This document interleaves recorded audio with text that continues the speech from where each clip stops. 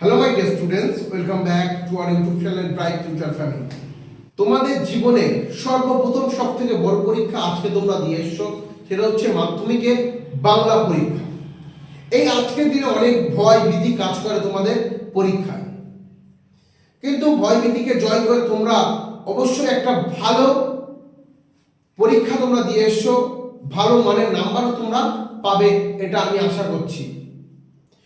তো আজকে এই বাংলা বিষয়ে যে প্রশ্নগুলো পড়েছে সেই প্রশ্নগুলো একদম প্রথম থেকে শেষ পর্যন্ত এই ভিডিওতে তোমাদের বাংলা বিষয়ে যে প্রশ্নগুলো পড়েছে সেই প্রশ্নের উত্তর ভিডিও নিয়ে আমরা হাজির হয়েছি।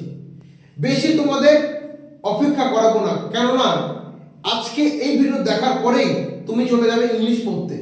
কালকে আবার ইংলিশ পরীক্ষা, ইংলিশের জন্য তোমাদের প্রিপারেশন নিতে হবে। তো চলো বন্ধুরা, আজকে বাংলায় যে প্রথম থেকে শেষ পর্যন্ত উত্তর সেটটা রেখেছি তা আমি আলোচনা করছি। একের দাগে সঠিক উত্তরটি নির্বাচন করো।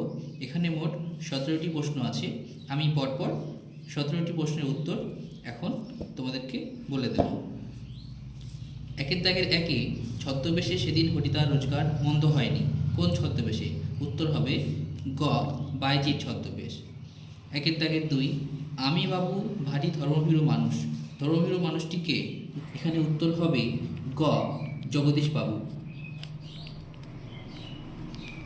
একের তিন, অমৃতের মতো ছেলে পেলে হিসাবের বাবা কতজনকে পালন করতে পারেন? উত্তর হবে ঘ, 21 জনকে। একের চার, আমাদের ডান পাশে ধস আমাদের পায়ে। উত্তর হবে খ, গিরিখাত।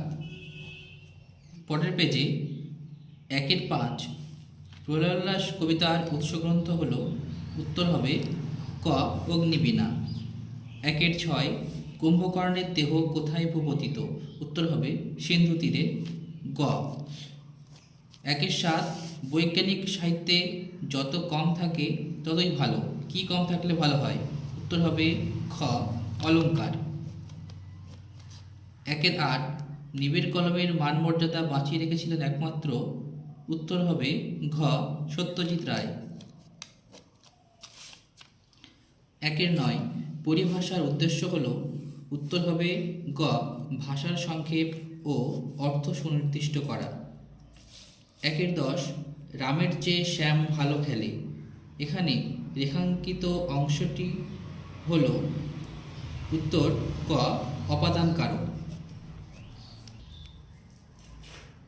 একের এগারো, বাক্যে কর্তা ও ক্রিয়া যদি একই ধাতু থেকে নিষ্পন্ন হয় তবে সেই কর্তাকে বলে সমধাতুজ কর্তা। একের বারো, যে সমাসের সাধারণ নিয়মে ব্যাসবাক্য হয় না কিংবা ব্যাসবাক্য নির্ণয় করতে গেলে অন্য পদের প্রয়োজন হয় সেই সমাসের নাম নিত্য সমাস। একের তেরো, ক্ষণস্থায়ী পদটির সমাস হল গ, ব্যাপ্তি তৎপুরুষ। একের 14, দুটি সরল বাক্য যখন সংযোজক অব্যয় দ্বারা যুক্ত হয় তখন তাকে বলে যৌগিক বাক্য, খ।